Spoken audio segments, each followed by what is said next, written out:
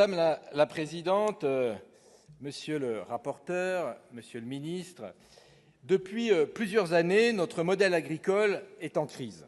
Une crise économique et sociale induite notamment par la concurrence déloyale du libre-échange. Le traité Union européenne-Mercosur en est le dernier avatar, provoquant l'effondrement des prix, la chute des revenus des exploitants et forçant à l'agrandissement des surfaces et la disparition des fermes, à la mécanisation accrue, provoquant un endettement des exploitations souvent insurmontable. Une crise écologique produite par le réchauffement climatique, entraînant la multiplication des sécheresses, des catastrophes naturelles, gel tardif, grêle, intempéries, des épizooties. Une crise écologique également amplifiée par notre modèle agricole intensif, entraînant un appauvrissement des sols. Une dépendance aux engrais de synthèse russes, mais surtout l'effondrement de la biodiversité, notamment des pollinisateurs. Chacune et chacun sur ces bancs a le cœur noué et les larmes aux yeux devant la détresse, la souffrance et la colère des éleveurs, dont les cheptels sont frappés par la dermatose nodulaire et soumis à l'abattage souvent indispensable, mais un peu trop systématique de leurs troupeaux. Au nom de mon groupe, nous souhaitons leur témoigner tout notre soutien et appelons le gouvernement au dialogue, à l'accompagnement et à la multiplication des efforts pour généraliser la vaccination et indemniser convenablement l'ensemble des pertes. La crise des dernières semaines, après celle de l'hiver 2023-2024, témoigne du mal-être d'une profession qui présente un risque de suicide de 46% supérieur à celui des autres catégories socio-professionnelles.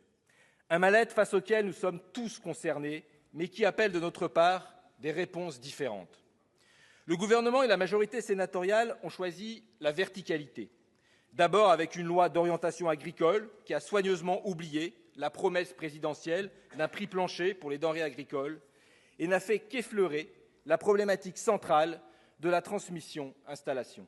Ensuite, avec la désormais tristement célèbre loi du plomb, un tract politique, une fuite en avant, dans un modèle qui ne fonctionne plus et qui a suscité un vif émoi dans le pays, récoltant contre elle plus de 2 millions d'oppositions. Ces deux lois n'apportent aucune réponse aux crises économiques et écologiques de l'agriculture. Pire encore, elles ont renforcé l'incompréhension entre nos agriculteurs et la population. Ces deux lois oublient aussi que la crise agricole est également une crise de sens, une crise globale, une crise de modèle. Nous ne pouvons pas nier la part de l'agriculture conventionnelle, notamment sur le réchauffement climatique, près de 20% de nos gaz à effet de serre, sur l'environnement, disparition du quart des oiseaux et de 25 à 80% des populations d'insectes, sur la qualité de l'eau, 17 millions de nos compatriotes exposés à de l'eau non conforme, sur l'alimentation et sur la santé humaine, lymphome, cancer, leucémie. Et dire cela, ce n'est pas s'opposer aux agriculteurs, bien au contraire, c'est admettre collectivement une réalité pour la faire évoluer. Malgré des données insuffisantes, la multiplication des études faisant état de l'impact des pesticides sur la santé publique ne laisse plus aucun doute. La plus récente Pestirive, conduite par l'ANSES et Santé publique France, portant sur plus de 250 zones viticoles, a mesuré la présence de 56 substances dans l'urine et les cheveux de 1946 adultes et 742 enfants, ainsi que dans l'air extérieur et intérieur. Abandonner progressivement les pesticides est pour notre agriculture un horizon sanitaire, écologique et économique indépassable. La plupart des agriculteurs sont bien conscients de cette problématique et font beaucoup d'efforts pour diminuer l'usage des intrants. Les conventionnels cherchent des solutions, parfois s'inspirent des bio et attendent beaucoup de la recherche, notamment de l'INRAE.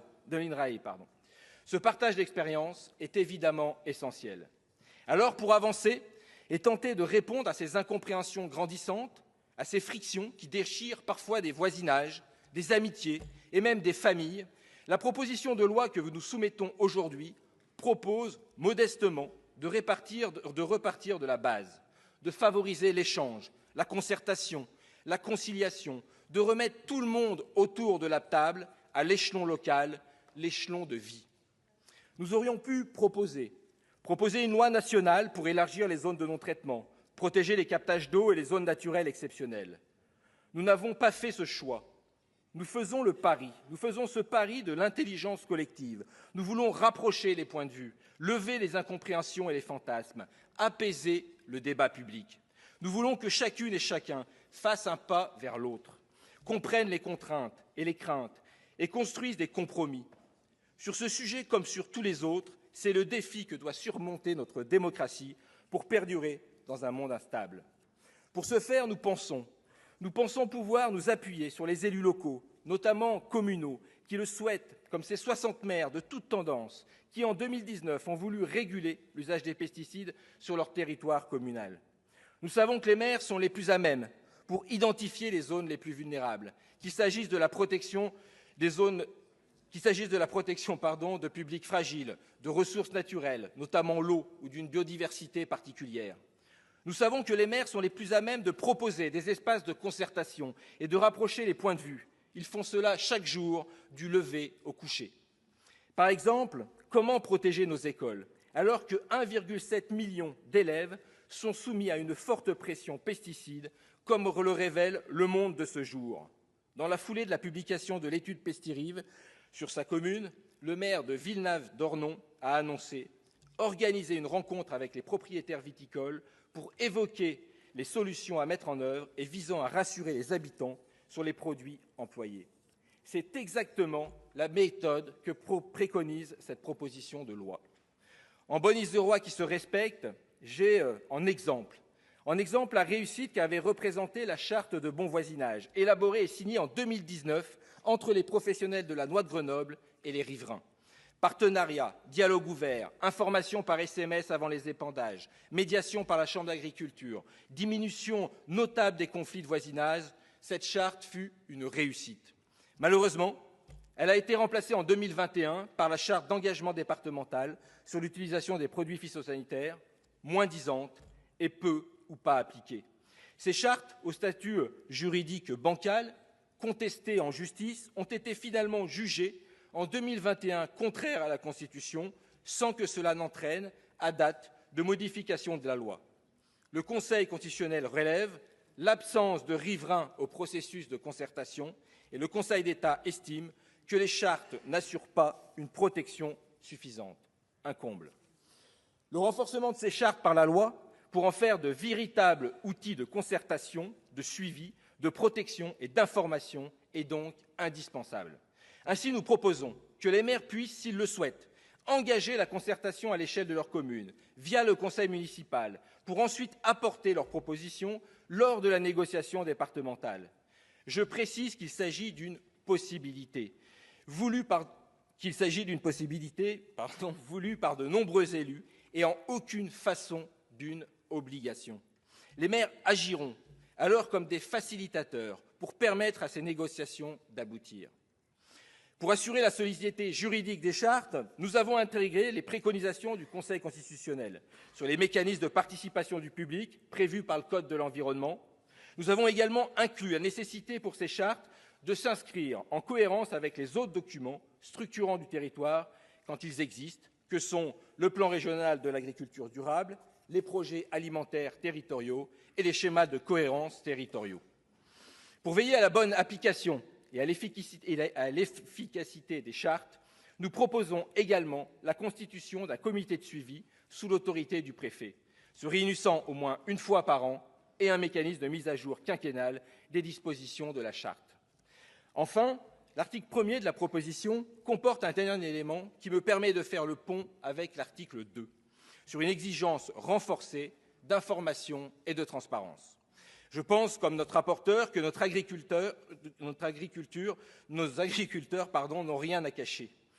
Aussi, nous demandons que ces chartes incluent, comme le faisait la charte de bon voisinage de la Noix de Grenoble, comme le font de nombreux viticulteurs du Bordelais notamment, des mécanismes que nos téléphones portables permettent désormais sans effort d'information des riverains au moment des périodes d'épandage. Nous sommes convaincus que ces informations sont de nature à apaiser les relations de voisinage et à combattre les idées reçues.